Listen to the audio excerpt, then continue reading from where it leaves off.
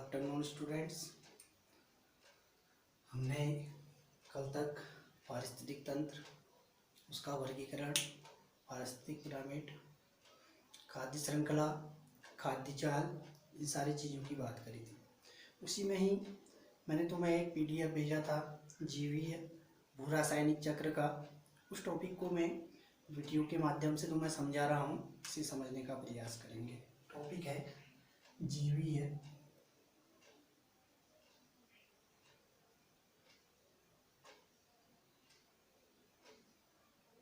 भू रासायनिक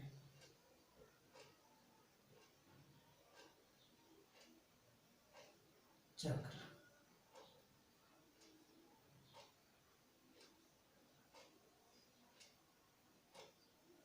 होता क्या है जीवीय या फिर भूजैवीय रासायनिक चक्र होता क्या है, इसकी अगर हम बात करें तो जो जीवधारी होते हैं उनको अपनी जो जीवन की उनके क्रियाकलाप होते हैं, उन क्रियाकलापों के लिए उनको पोषक पदार्थों की आवश्यकता होती है। प्रकृति में ये पदार्थ बहुत ही सीमित मात्रा में पाए जाते हैं और इनका जो चक्रीय प्रवाह होता है वो चलता रहता है, जिसके कारण जो सभी जीव होंगे उनके लिए ये उपलब्ध होते रहते हैं। चक्रीय प्रवाह में जो मनुष्य है वह परपोषी है, जबकि दूसरी ओर जो हरे पौधे होते हैं वह स्वपोषी का कार्य करते हैं। जो पौधे होते हैं, पौधे हरे होने के कारण प्रकाश संश्लेषण की प्रक्रिया द्वारा अपने लिए भोजन का निर्माण करते हैं और साथ ही साथ हमारे लिए ऑक्सीजन उत्पन्न करते रहते हैं, जबकि जो जंतु होते हैं वह इस संश्लेषित भोजन का उपयोग करते हैं।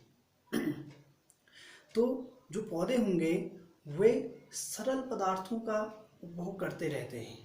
अगर सरल पदार्थों की बात करें तो जो प्रकृति में कार्बन है, ऑक्सीजन है, नाइट्रोजन है, हाइड्रोजन है आदि के चक्र लगातार चलते रहते हैं और जो हमारी प्रकृति है उसमें सीमित वस्तुएं ही लौटकर जीवों के द्वारा काम में लाई जाती हैं। इन्हीं पदार्थों का चक्रीय प्रवाह, इन्हीं पदार्थों को हम चक्रीय प्रवाह कह देते हैं। ये जो चक्रीय प्रवाह होगा ये जीवों के शरीर में मिलने वाले जो लगभग 30 या फिर कह सकते हैं कि जो भी मुख्य अकार्बनिक पदार्थ आते हैं वो उन्हें पर्यावरण से प्राप्त हो रहे हैं। ऑक्सीजन है, कार्बन है, हाइड्रोजन है, नाइट्रोजन है, ये सारे पदार्थ मुख्य रूप से जैवीय प्रवाह, इनमें जैवीय प्रवाह होते रहता है, जिसका जो प्रारंभ है, जो जैवीय पदार्थों का प्रारंभ है वह उत्पादकों अर्थात पौधों से शुरू होता है। इसलिए इनको हम भूजैवीय रासायनिक चक्र कहते हैं। अब बात आती है कि भूजैवीय रासायनिक चक्र में कौन कौन सी चीज़ें आती हैं। पहला आता है नाइट्रोजन चक्र।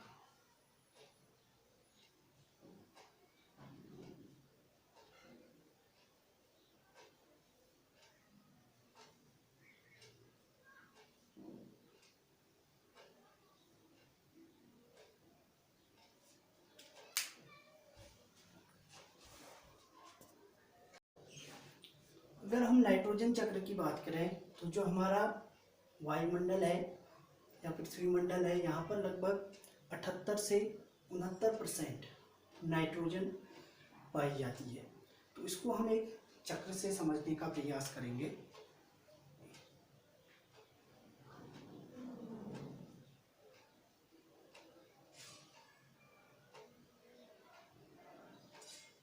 वायुमंडल की जो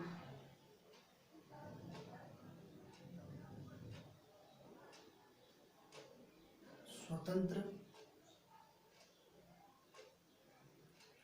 नाइट्रोजन होगा,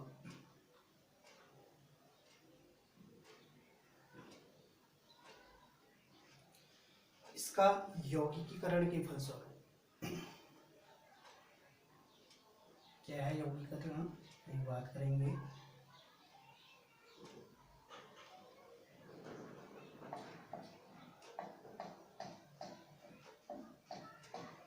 यौगिकरण होगा तो ये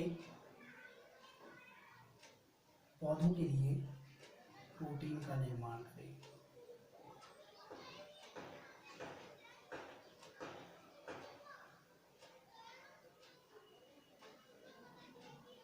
और जो पौधों की प्रोटीन होगी, पौधों से ही हमें प्रोटीन प्राप्त होती है, पौधों से भी हमें प्रोटीन प्राप्त हो रही है, तो उस प्रोटीन को हम ले रहे हैं तो जंतु प्रोटीन। फिर जो पौधों की प्रोटीन थी, माना वो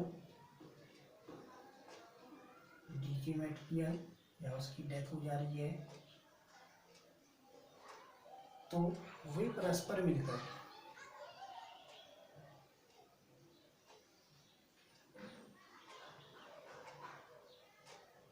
पौधों एवं जंतुओं के लिए प्रोटीन का निर्माण कर रही है।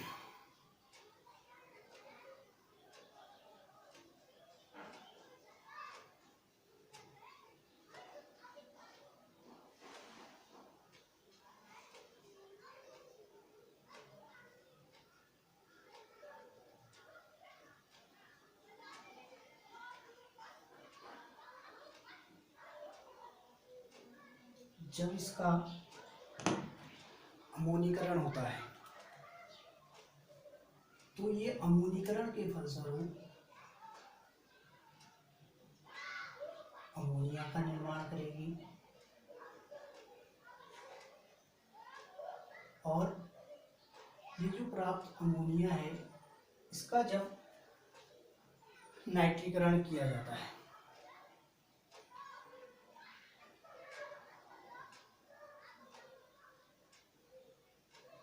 तो नाइट्रीकरण के फलस्वरूप हमें नाइट्राइट प्राप्त होगा,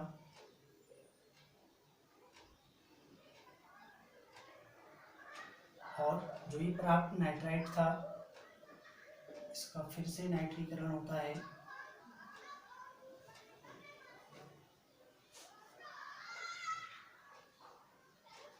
तो इसके फलस्वरूप हमें नाइट्रेट प्राप्त होंगे। और ये जो नाइट्रेट थे, इस नाइट्रेट का पौधों द्वारा अपघटन हो जाता है,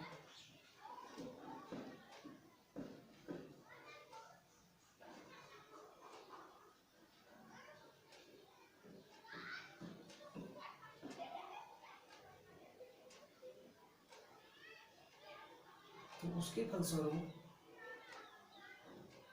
एमिनो अम्ल बनेंगे, और जब एमिनो अम्ल का संघनन होगा तो फिर से हमें प्रोटीन प्राप्त हो जाएगी। नाइट्रेट का जब विनाइट्रीकरण होता है तो विनाइट्रीकरण के फलस्वरूप भी हमें नाइट्रोजन प्राप्त हो जाती है,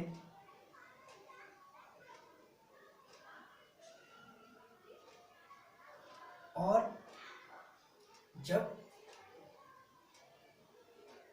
बहुत अत्यधिक मात्रा में बिजली जब चमकेगी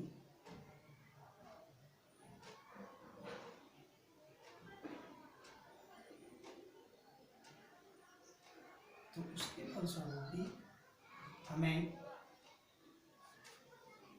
नाइट्रेट प्राप्त हो सकते हैं। नाइट्रोजन चक्र, इसकी फिर से, ये तो एक इसका चक्रीय प्रवाह था, कैसे चक्र चल रहा है इसको डिफाइन कर रहे हैं। तो जो हमारा वायुमंडल है, मैंने भी बताया कि हमारे वायुमंडल में लगभग 78% मात्रा नाइट्रोजन की उपस्थित रहती है। तो ये जो मात्रा होती है ये या तो अकार्बनिक नाइट्रोजनी पदार्थों के रूप में पाई जाती है। अगर अकार्बनिक नाइट्रोजन पदार्थों की हम बात करें तो इसमें अमोनिया हो जाएगा, नाइट्राइट हो जाएगा, नाइट्रेट हो जाएगा, ये सब अकार्बनिक पदार्थ हो गए। और कुछ हमें कार्बनिक पदार्थों के रूप में भी पाई जाएगी। जो नाइट्रोजन युक्त कार्बनिक पदार्थ होंगे वो हमें ह्यूमस में पाए जा रहे होंगे, ये जो ह्यूमस होगा, इन ह्यूमसों का निर्माण जंतु या फिर जो हमारे मृत पादप होते हैं उनके सड़ने के फलस्वरूप बन रहे हैं। और ह्यूमस में निम्नलिखित दो प्रकार की प्रक्रियाएं होंगी, एक होगा अमोनीकरण और एक होगा नाइट्रीकरण। अर्थात यहाँ पर जैसे हमने दिखाया था यौगिकरण की बात कर रहे हैं। यौगिकरण की अगर हम बात करें तो जब जो वायुमंडल की स्वतंत्र नाइट्रोजन थी इसका जब यौगिकरण होगा, यौगिकरण है क्या, अर्थात जो यौगिकरण की प्रक्रिया होगी, इस यौगिकरण की प्रक्रिया के लिए जीवाणु हो गए, यीस्ट हो गए या फिर शैवाल हो गए, इस प्रकार के जो भी हमारे पास सूक्ष्म जीव होंगे, वे सूक्ष्म जीव इस प्रक्रिया में भाग लेते हैं। ये भी दो प्रकार के हो सकते हैं, जो यौगिकरण नाइट्रोजन यौगिकरण जो कारक होंगे वो दो प्रकार के हो सकते हैं, एक असहजीवी हो सकते हैं, एक सहजीवी।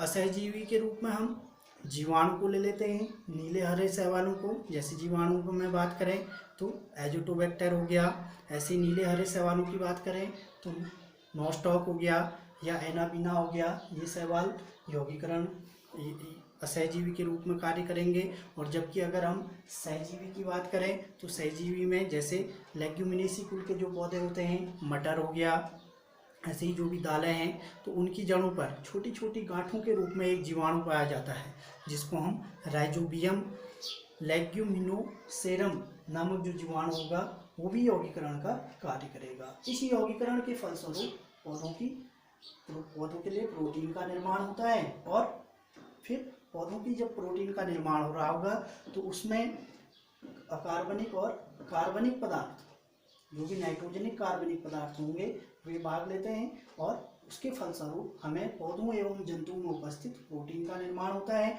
फिर मैंने बताया कि जो कार्बनिक पदार्थ थे, कार्बनिक पदार्थों में पहली प्रक्रिया अमोनीकरण की आ जाएगी। तो नाइट्रोजन युक्त जो भी कार्बनिक पदार्थ होंगे उनका अमोनिया के रूप में परिवर्तित होने की जो प्रक्रिया होती है वह अमोनीकरण कहलाती है। और यहाँ पर प्राप्त जो अमोनिया होगा, जो दूसरा पार्ट आ रहा है नाइट्रीकरण, अर्थात अमोनिया से नाइट्राइड बनने की जो प्रक्रिया होगी वह नाइट्रीकरण कहलाएगी। और उसके बाद फिर से नाइट्रीकरण होगा इसका, नाइट्राइड का, तो वो नाइट्रेट के रूप में बदलेंगे। और नाइट्रेट का विनाइट्रीकरण होगा तो फिर से हमें वायुमंडल की स्वतंत्र नाइट्रोजन हमें प्राप्त हो जाएगी। अब बात आती है कि विनाइट्रीकरण था क्या। विनाइट्रीकरण की अगर हम बात करें तो जो मिट्टी में उपस्थित जो भी अमोनिया था, मिट्टी में उपस्थित जो भी अमोनिया था या फिर जो भी नाइट्रेट युक्त जो भी पदार्थ थे, तो इनका स्वतंत्र नाइट्रोजन के रूप में बदलने की प्रक्रिया ही विनाइट्रीकरण कहलाती है।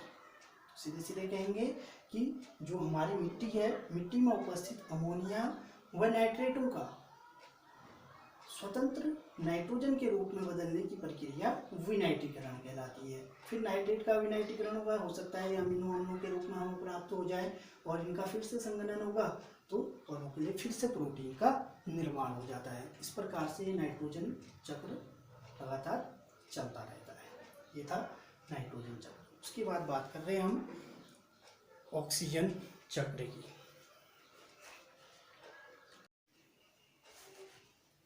उसके बाद बात कर रहे हैं हम ऑक्सीजन चक्र की। अगर ऑक्सीजन चक्र को देखें तो जो हमारा वायुमंडल है यहाँ पर लगभग 21% ऑक्सीजन पाई जा रही है। अगर हम इसकी बात करें ऑक्सीजन चक्र की, पहले मैं इसका आरेख खींच रहा हूँ। वायुमंडलीय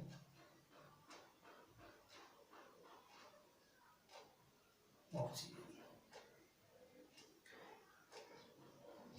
जिसका हम श्वसन के रूप में भी उपयोग कर रहे हैं।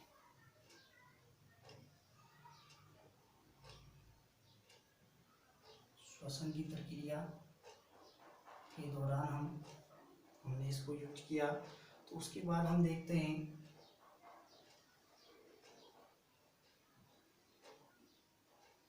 और साथ ही साथ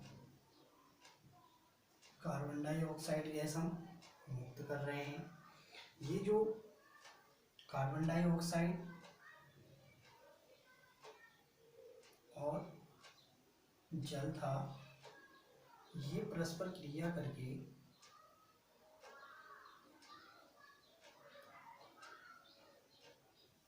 प्रकाश संश्लेषण की क्रिया करते हैं, और इस प्रकाश संश्लेषण की जब क्रिया संपन्न होती है तो उसके फलस्वरूप हमें फिर से वायुमंडलीय ऑक्सीजन प्राप्त होने लगती है।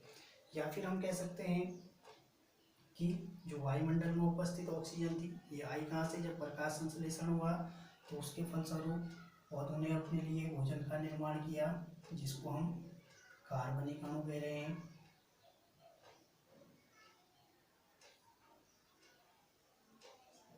अर्थात C6H12O6। तो इन कार्बनिक अणु ने भी श्वसन की प्रक्रिया में भाग लिया, तो फिर से CO2 और H2O का निर्माण किया, और फिर से प्रकाश संश्लेषण की क्रिया हुई और वायुमंडल में ऑक्सीजन मुक्त हो गई। तो उसको हम समझने का प्रयास करेंगे।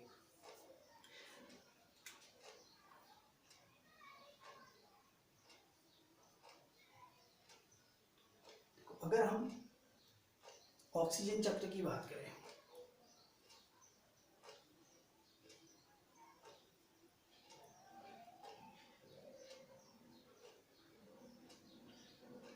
जो हमारा वायुमंडल है, यहाँ पर लगभग 21% ऑक्सीजन पाई जा रही है। ऑक्सीजन का उपयोग प्रत्येक जीव श्वसन की क्रिया में उपयोग करते हैं, और इसके द्वारा कार्बनिक पदार्थों का ऑक्सीकरण होता है। अब कार्बनिक अणु लिखा हमने, ये ऑक्सीजन का प्रयोग किया पौधों ने, कार्बनिक अणु, उसके बाद श्वसन की प्रक्रिया संपन्न हुई, तो श्वसन की प्रक्रिया के फलस्वरूप कार्बनिक भोज्य पदार्थों का ऑक्सीकरण होता है। और जब इन कार्बनिक भोज्य पदार्थों का ऑक्सीकरण होता है तो उसके फलस्वरूप कार्बन डाइऑक्साइड गैस हो गई, जल हो गया, ऐसे ही विभिन्न प्रकार के ऑक्साइड वातावरण में मुक्त हो जाते हैं। ये हमने शो कर रखा है। उसके बाद जब जो स्थलीय जीव होते हैं वे या तो सीधे वायुमंडल से या जलीय जीव विसरण की क्रिया द्वारा, इसको विसरण की क्रिया द्वारा जल से प्राप्त करते हैं। हरे पौधे कार्बन डाइऑक्साइड का उपयोग प्रकाश संश्लेषण की प्रक्रिया में करते हैं, तथा फिर से प्रकाश संश्लेषण की प्रक्रिया हुई तो वायुमंडल में ऑक्सीजन फिर से लौट आती है, और जो कार्बनिक भोज्य पदार्थ होंगे उसमें निहित जो ऑक्सीजन होगी वह विभिन्न कोशीय स्तरों तक पहुंचाते रहते हैं, और अंत में श्वसन द्वारा जो कार्बन डाइऑक्साइड होती है तथा जो H2O होती है उसके रूप में ऑक्सीजन पर्यावरण में मुक्त होती रहती है, और इनको हरे पादप लगातार ग्रहण करते रहते हैं, और मृदा में जो ऑक्सीजन युक्त लवण होते हैं तथा जो जल पादप होंगे वे सीधे ही इनको अवशोषित कर लेते हैं। ये था ऑक्सीजन चक्र। उसके बाद बात कर रहे हैं हम हाइड्रोजन चक्र की।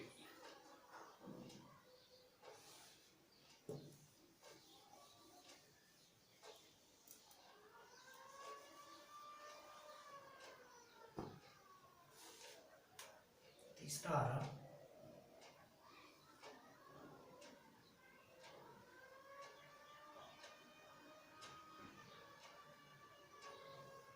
हाइड्रोजन चक्र। अगर हम हाइड्रोजन चक्र की बात करें तो जो जल है, जल मुख्यतया हाइड्रोजन का प्रमुख स्रोत होता है। पहले इसका प्रवाह चित्र बना रहे हैं।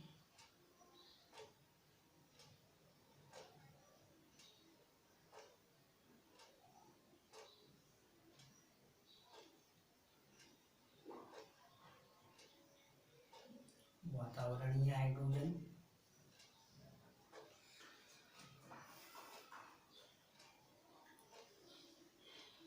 प्रकाश संश्लेषण की प्रक्रिया होगी,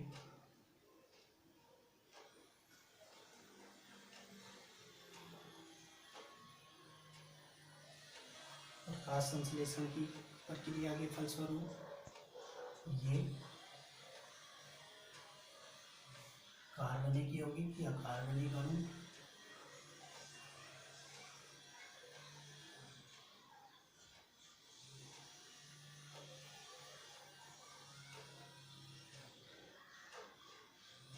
इसका निर्माण करते हैं और फिर से इसका श्वसन होता है, जीव द्वारा श्वसन की प्रक्रिया होगी और श्वसन की प्रक्रिया के फलस्वरूप फिर से ये हाइड्रोजन के रूप में मुक्त हो जाएगी। और इसी को देखें, जो अभी मैंने बताया कि जो हाइड्रोजन है इसका मुख्य स्रोत जल होता है। ये जल प्रकाश संश्लेषण की प्रक्रिया में भाग लेगा और प्रकाश संश्लेषण की प्रक्रिया के फलस्वरूप दो चीजों का निर्माण, एक तो पौधों के लिए भोजन और साथ ही साथ ऑक्सीजन भी मुक्त हो रही है। इस ऑक्सीजन का प्रयोग हम फिर से श्वसन के रूप में कर रहे हैं और ये श्वसन फिर से वाटर के रूप में प्राप्त हो जाएगी। बात करें हम हाइड्रोजन चक्र की, इसको समझेंगे तो मैंने ये बताया कि जो जल है वो जल ही हाइड्रोजन का मुख्य स्रोत होता है। जो प्रकाश संश्लेषण की प्रक्रिया होगी तो प्रकाश संश्लेषण की क्रिया में जो जल के अणु होंगे वे हाइड्रोजन तथा ऑक्सीजन के रूप में टूटते हैं। तो श्वसन तथा अपघटन में ग्लूकोज के रूप में ग्लूकोज जो होगा, जब ये अपना प्रकाश संश्लेषण की क्रिया के फलस्वरूप जब इनने अपना भोजन बनाया तो ये हमें ग्लूकोज प्राप्त हो रहा था, तो इस ग्लूकोज से हाइड्रोजन के अणु अलग हो जाते हैं और जब अलग होंगे तो ऑक्सीकरण की क्रिया से पुनः ये जल में परिवर्तित हो जाते हैं। जब ऑक्सीकरण होगा तो पुनः ये जल के रूप में परिवर्तित हो जाते हैं। और जो हरे पादप होंगे वे कार्बन डाइऑक्साइड तथा जल की सहायता से सूर्य के प्रकाश की उपस्थिति में भोजन का निर्माण करते हैं और जो हाइड्रोजन होती है, हाइड्रोजन बनने वाली शर्करा में ये उपस्थित रहेंगे। तो ये था हाइड्रोजन चक्र। उसके बाद बात कर रहे हैं हम कार्बन चक्र।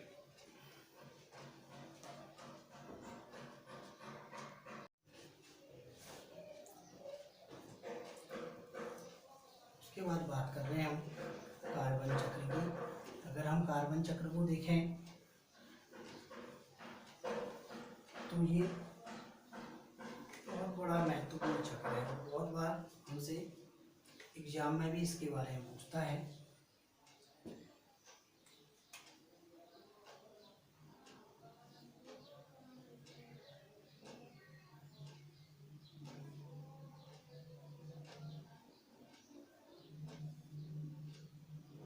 इसको पहले हम आरेख निरूपित कर रहे हैं।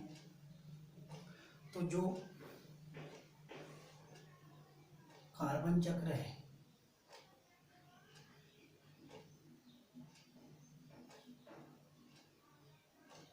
स्वतंत्र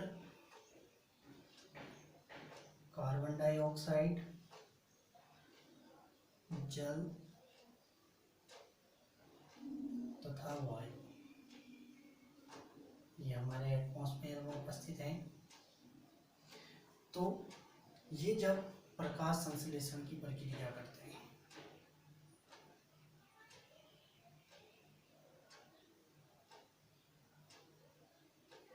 जब प्रकाश संश्लेषण की प्रक्रिया होगी तो उसके फलस्वरूप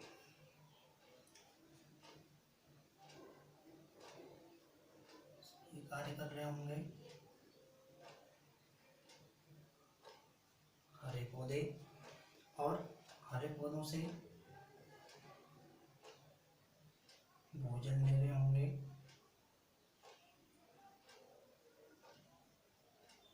शाकाहारी जंतु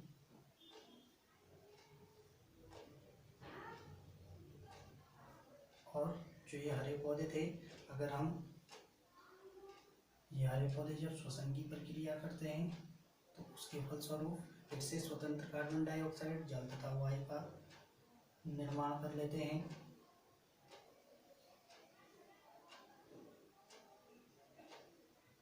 श्वसन हो रहा होगा, फिर से कार्बन डाइऑक्साइड और जल मिल जाएगा और वायु मुक्त हो जाएगी। और ये हरे पौधे जो थे, जब इनमें भूमि में इनकी स्थिति देखें तो ये भूमि में पेट्रोल,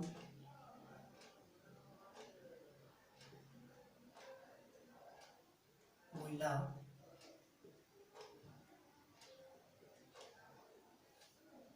आदि रूपों में अवशेषों के रूप में प्राप्त हो रहे हैं और विभिन्न प्रक्रमों के फलस्वरूप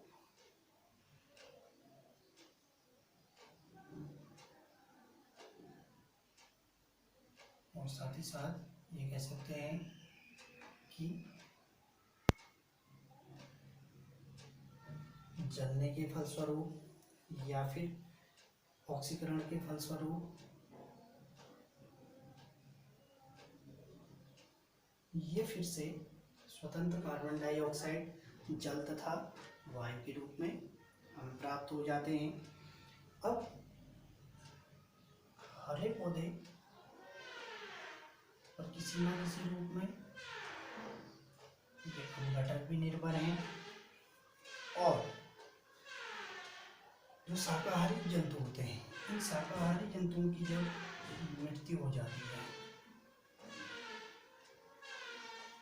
तो इनको अपने भोजन के रूप में अपघटक ले लेते हैं और ये जो अपघटक होंगे, ये अपघटक फिर से हमारे वायुमंडल में स्वतंत्र कार्बन डाइऑक्साइड जल तथा वायु का निर्माण कर लेते हैं। अब जब सपोज कोई मांसाहारी जंतु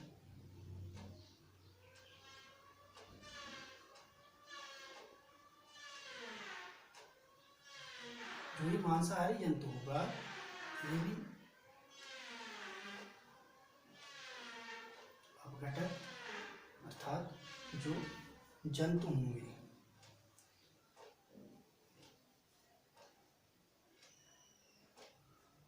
तथा जो भी अपशिष्ट पदार्थ होंगे,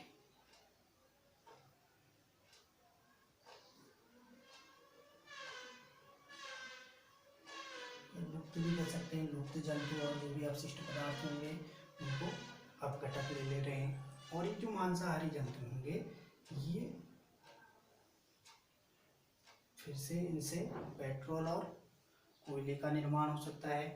और जो ये शाकाहारी जंतु हैं, जब श्वसन की प्रक्रिया करेंगे तो श्वसन की प्रक्रिया के फलस्वरूप भी हमें स्वतंत्र कार्बन डाइऑक्साइड जल तथा वायु प्राप्त हो सकती है। अब बात कर रहे हैं हम कार्बन चक्र की। एक बार चित्रता प्रवाह चित्र, अब इसको समझने का प्रयास करेंगे। जो सभी जीवधारी होते हैं, जो भी जीवधारी होंगे, उनके शरीर में उपस्थित जो कार्बन डाइऑक्साइड होगी या फिर उनके शरीर में उपस्थित जो कार्बन होती है, वह वायुमंडल की कार्बन डाइऑक्साइड से हमें प्राप्त हो रही होगी। प्रकृति में कार्बन डाइऑक्साइड के रूप में हरे पौधों के शरीर में प्रवेश करती है, जहां प्रकाश संश्लेषण की प्रक्रिया संपन्न होती है और इसके द्वारा पौधे अपने लिए भोजन का निर्माण करते हैं। अर्थात कार्बन डाइऑक्साइड जल जब प्रक्रिया करते हैं तो वे अपने लिए भोजन का निर्माण और साथ ही साथ ऑक्सीजन और जल का निर्माण करते हैं। जो सभी जीवधारी होते हैं वे श्वसन की क्रिया के फलस्वरूप कार्बन डाइऑक्साइड छोड़ते हैं। अर्थात जो इनने भोजन किया, भोजन में जब फिर से जो ऑक्सीजन होगी, श्वसन की प्रक्रिया संपन्न हो रही होगी, तो उसके फलस्वरूप फिर से कार्बन डाइऑक्साइड और जल का निर्माण हो रहा होगा। यहाँ पर हमने शो कर रखा है।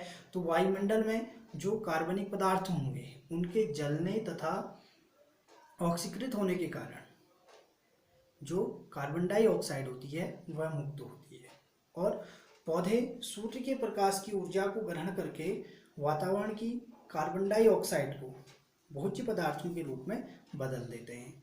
कोयला है, पेट्रोल है, ऐसे जो मूंगे के पठार होते हैं आदि सभी भी कार्बन चक्र की ही कड़ियाँ होती हैं और ये सभी चीज़ें जैविक प्रक्रियाओं के फलस्वरूप ही उत्पन्न होती हैं।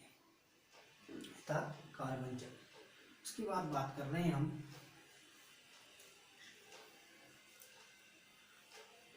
नया टॉपिक है, इसको भी इसी चैप्टर में इंक्लूड करेंगे।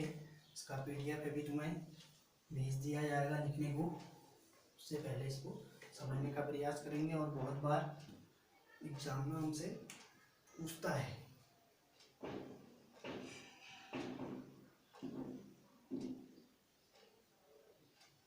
पारिस्थितिक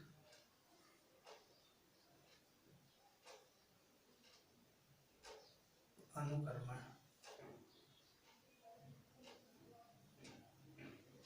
इकोलॉजिकल सक्सेशन।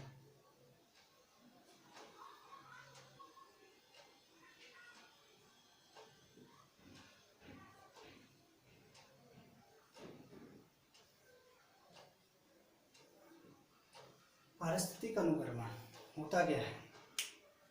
जो भी कोई भी समुदाय होता है वह कभी भी स्थायी नहीं होता है, अर्थात अस्थायी होता है। तो इनमें समय के अनुसार परिवर्तन होते रहते हैं। इसका प्रमुख कारण जलवायु भी हो सकती है, या फिर जो हमारा भूआकृतियाँ हैं उनमें होने वाले जो भी परिवर्तन होंगे, या फिर कह सकते हैं जो हमारे समुदाय हैं उनकी विभिन्न जातियों में होने वाली जो भी पारस्परिक क्रियाएं होती हैं, ये परिवर्तन लगातार चलते रहते हैं। तो इसके फलस्वरूप अगर हम इसकी सही सही डेफिनेशन देखें तो जो पादप समुदाय हैं, तो पादप समुदायों के परिवर्धन के लिए एक लंबे समय से चले आ रहे संचयी तथा दिशात्मक प्रक्रम को पारिस्थितिक अनुक्रमण कहते हैं। या फिर हम ऐसे भी कह सकते हैं कि जो पारिस्थितिक अनुक्रमण है या जो पादप अनुक्रमण है वह एक प्रकार का प्राकृतिक प्रक्रम है, जिसके फलस्वरूप जो पादप होते हैं, जो पादपों का समुदाय होगा, वो अपने पुरोगामी समुदाय तथा जो पादप समुदाय होगा उसके विभिन्न समूहों द्वारा जो भी कर्मिक रूप से एक ही क्षेत्र का उपनिवेशन करते हैं वह हमेशा पादप अनुक्रमण या फिर पारिस्थितिक अनुक्रमण कहलाते हैं। जो ये पारिस्थितिक अनुक्रमण है यह एक प्रकार की जटिल प्रक्रिया होती है। तो अगर हम बात करें तो जो सर्वप्रथम स्थापित समुदाय होगा उस समुदाय को हम पुरोगामी समुदाय कहते हैं। तो जो पारिस्थितिक तंत्र है उसमें जो भी समुदाय पहले स्थापित हो रहा होगा तो उसको हम पुरोगामी समुदाय कहेंगे। और उसके बाद जो अंतिम समुदाय होगा तो उसको हम चरम समुदाय कहते हैं, अर्थात जो लास्ट में स्थापित हो रहा होगा ऐसा समुदाय होगा चरम समुदाय। और इन दोनों के बीच का अर्थात पुरोगामी और चरम जो समुदाय होगा उसके बीच का जो समुदाय होता है उसको हम कर्मिक समुदाय, उसको हम कर्मकी या फिर कर्मिक या यही बताया मैंने कर्मकी समुदाय कह देते हैं।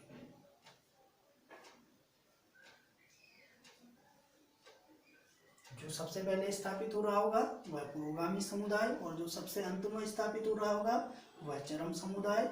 और पुरोगामी और चरम समुदाय के बीच का जो समुदाय होगा वह हमेशा कर्मकी समुदाय कहलाएगा। अब बात आती है कि इस अनुक्रम के लक्षण क्या है, कैरेक्टरिस्टिक क्या है इस समुदाय के, इस पारिस्थितिक अनुक्रमण के। अगर हम बात करें तो अभी मैंने बताया था कि जो पारिस्थितिक अनुक्रमण है वह एक प्रकार से जटिल प्रक्रिया है। तो इसके अंतर्गत होने वाले जो परिवर्तनों की दर होगी या जो इनकी सीमाएं होंगी वो हमारा जो भौतिक पर्यावरण है उसके परिवर्तनों द्वारा ही ये निर्धारित और नियंत्रित होते हैं। फिर दूसरा लक्षण कह सकते हैं कि अनुक्रमण से एक चरम समुदाय का ही निर्धारण होता है जो वातावरण के साथ संतुलन बनाए रखता है और ये स्थायी होता है। जो चरम समुदाय होगा ये हमेशा स्थायी होगा। और चरम समुदाय को हम जो जलवायु है उससे भी नियंत्रित कर सकते हैं। अतः जो अनुक्रमण होंगे या तो वो चट्टान में या फिर जल के अंदर भी हो सकते हैं, तो या फिर समान जलवायु या दोनों ही समुदायों में कुछ ना कुछ परिवर्तन ये करते रहेंगे। अब इसके मुख्य कारण क्या हैं? बहुत बार एग्जाम में पूछेगा कि पारिस्थितिक अनुक्रमण किसे कहते हैं, इसके मुख्य कारण क्या हैं या यह कितने प्रकार का होता है, वर्णन कीजिए। तो पहले हम बात कर रहे हैं कि पारिस्थितिक अनुक्रमण के कारण क्या है, अर्थात ये कैसे उत्पन्न होता है। तो इसके बहुत सारे कारण हो सकते हैं। जो पारिस्थितिक अनुक्रमण है वह जलवायु हो गया, स्थलाकृतिक हो गया, या फिर कह सकते हैं कि जो जैवीय अपरदन है या फिर हवा है, ये इनके प्रारंभिक कारक हो सकते हैं इनके उत्पन्न होने के, और जिनके द्वारा एक अर्थात जब ये उत्पन्न होंगे तो इनके द्वारा एक अनावृत क्षेत्र बनता है। तो इस प्रक्रम को हम न्यूट्रेशन कहते हैं। ये ध्यान देना है कि न्यूट्रेशन क्या है, अर्थात जो प्रारंभिक कारक थे इसके कौन कौन से, ये मैंने बताया, जलवायु हो गया, स्थलाकृतिक हो गई, या जैवीय अपरदन हो गया, हवा हो गया आदि, इसके जो भी थे वो प्रारंभिक कारक थे। तो जिनके कारण एक अनावृत क्षेत्र का निर्माण होता है या एक विस्तृत क्षेत्र का निर्माण होता है। इस क्षेत्र को ही हम न्यूट्रेशन कह देते हैं। अन्य कारणों की अगर हम बात करें तो इसमें माइग्रेशन, अर्थात एक स्थान से दूसरे स्थान को माइग्रेट हो जाना, ऐसे ही विभिन्न प्रकार की वहाँ पर को जो होने वाली स्पर्धाएं होंगी, तो वो स्पर्धा हो गई, या फिर हम अपने क्रियाकलापों के लिए पेड़ों को काट दे रहे हैं, या फिर जीवों के भोजन के लिए या पशुओं के लिए चारा उत्पन्न करने के लिए भी हम पौधों को काट रहे हैं। ऐसे ही भूस्खलन है, ऐसे ही जो ग्लेशियर हैं, वो सब इसके अन्य कारण हो सकते हैं। और साथ ही साथ जो आवास है या फिर जो वनस्पतियां हैं, उनके परस्पर आपसी क्रियाओं द्वारा भी ये पारिस्थितिक अनुक्रमण उत्पन्न हो सकते हैं। और साथ ही साथ जो जब ये उत्पन्न हो रहे होंगे तो ये मृदा की संरचना में भी कुछ ना कुछ प्रभाव डालते हैं, अर्थात कुछ ना कुछ परिवर्तन लाते ही लाते हैं। तो फिर बात कर रहे हैं हम अनुक्रमण के प्रकारों की, कि अनुक्रमण होता कितने प्रकार का है। अगर हम अनुक्रमण के प्रकार की बात करें तो अनुक्रमण हमेशा दो प्रकार का होता है। पहला प्रारंभिक अनुक्रमण और दूसरा होता है द्वितीयक अनुक्रमण। प्रारंभिक जो अनुक्रमण होगा तो इसके लिए आधार, जो प्रारंभिक अनुक्रमण है इसके लिए आधार क्षेत्र भी प्रारंभिक ही होता है। इस प्रकार के जो क्षेत्र होंगे उसमें पहले कोई भी वनस्पति नहीं थी, ऐसे क्षेत्र बंदे होते हैं, तथा जीवन के प्रारंभिक या जीवन का जो प्रारंभ है उसके लिए ये अनुक्रमण अनुकूल होते हैं। तो प्राथमिक अनुक्रमण को बनने में लगभग 1000 वर्ष का समय लग जाता है।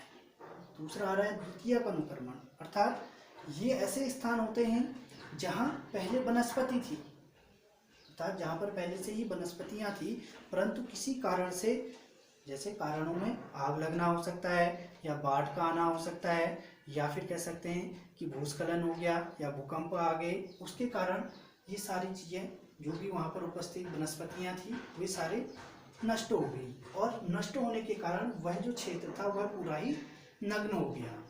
इस प्रकार का जो क्षेत्र होता है वह बहुत ज़्यादा उर्वर होता है और साथ ही साथ जीवन के लिए भी अनुकूल होता है।